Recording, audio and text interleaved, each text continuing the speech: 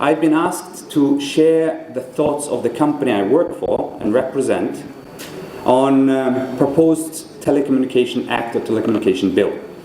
I've been told that NTA already came up with their recommendation and recommended for the last whatever years more than 5 times, right? But still, it's not passing, right? So I'm going to share what Ncell thinks, and this is quite public opinion. So using this forum, we're going to go to the next slide. That is going to first of all welcome the initiative. Do we need to change the Telecom Act and modernize it? Of course we should. Of course we should. Right? Unified license. Should we have it? And provision should be kind of covering all the things? Yes. So we're welcoming these provisions.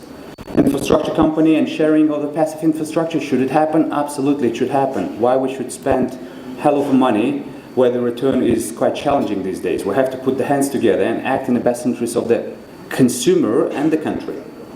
Level playing field, I think the earlier presenter spoke about this already. It is very important to make sure that somebody, it's not about giving advantage to someone, it's all about making sure that, you know, every player feels that there are same rules applied so they can give it their own best.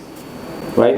IPO requirements. I think it's a great initiative to make sure that telecom serving the nation should be having high level of participation from the public. So as Ncell, I think we're very much open for IPO, or at least me as a CEO, my position is like we're very open, and we welcome those requirements. Foreign investment provision, it should encourage investment from the foreign, right? Telecoms and IT is such advanced technologies that I don't think Nepal is ready to neglect completely the foreign investment or foreign participation in this progressive industry. So these are the things Ncell thinks very good. Where I think we can improve, and this is something we can move to the next slide, I think unified license scope should be explicitly covering all telco and telco-related or tech-related services under a single regulatory regime or window, right?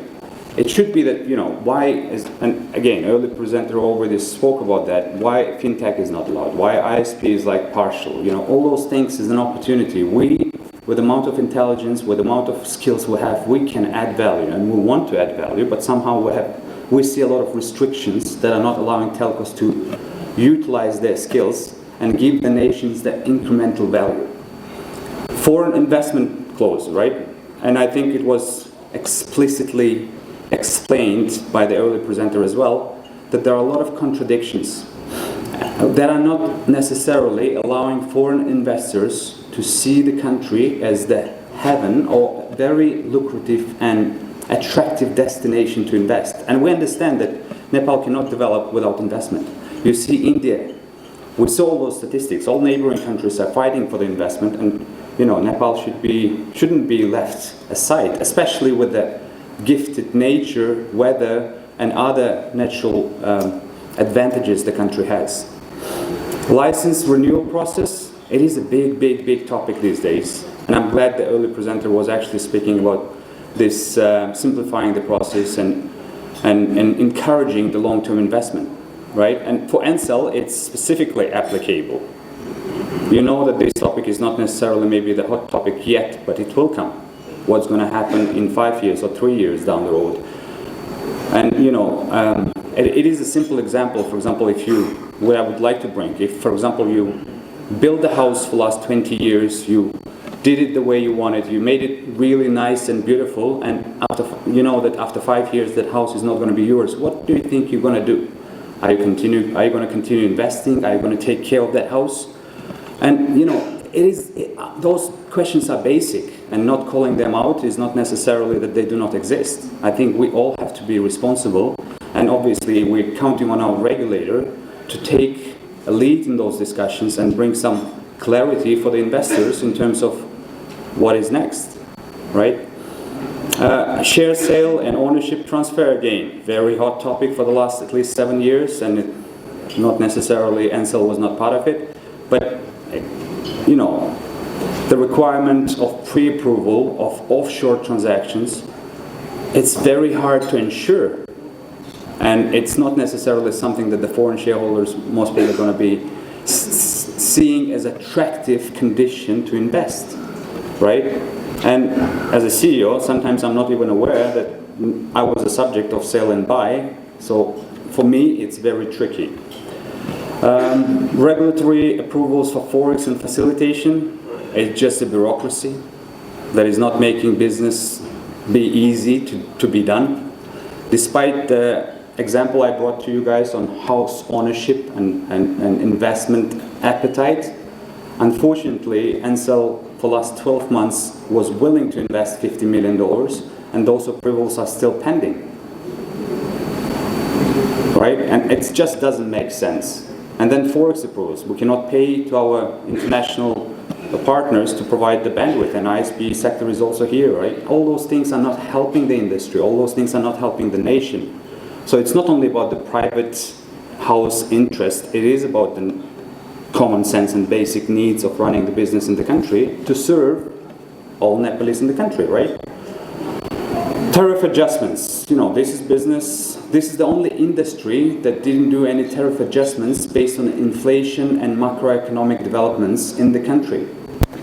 The price for electricity went up, the price for, I don't know, all the utility services, every grocery you buy, inflation has been impacting and the price went up, right? But somehow we're not allowed to do anything, which is obviously compromising the profit after tax, which is giving us an opportunity to reinvest. And if the reinvestment is not insured, then the future is compromised big time, right? And the last but not the least, I've been surprised to see this personally, because corporate criminal liability is something new to be introduced in the new bill, which is making managers and top managers like me feel a bit insecure, because I think the provision says that the corporate top management will be liable for any illegal things that they were not even aware or part of.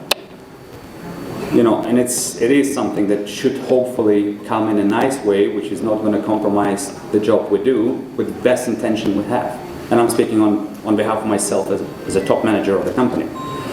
So these are 2 slides on what we think is good, what we think could be done better. I hope it was helpful for the audience. Obviously, we're happy to share and kind of elaborate in details in case those dialogues will be welcomed. The last slide before I'm going to close the session is going to be, these are the questions we put at the beginning of my presentation. I asked you about the percentage of customers, so how many Nepalese are using. These are the right answers, right? But I don't think this is the result of Telecom Act. You know, we have a Telecom Act. We cannot blame the old legislation on all the failures that we are part of. Ncell is part of. I'm not finger pointing anyone. I'm saying we are the biggest player in this industry. We want this industry to improve. We want every single person, including our leadership, to be proud of Nepal and Nepal industry, telecom industry. And I don't want us to make a conclusion that Telecom Bill or Old Telecom Act is the reason behind these numbers. Okay? The only reason. Obviously, having a new Telecom Act, which is going to be more progressive, welcoming all the innovation, is critical.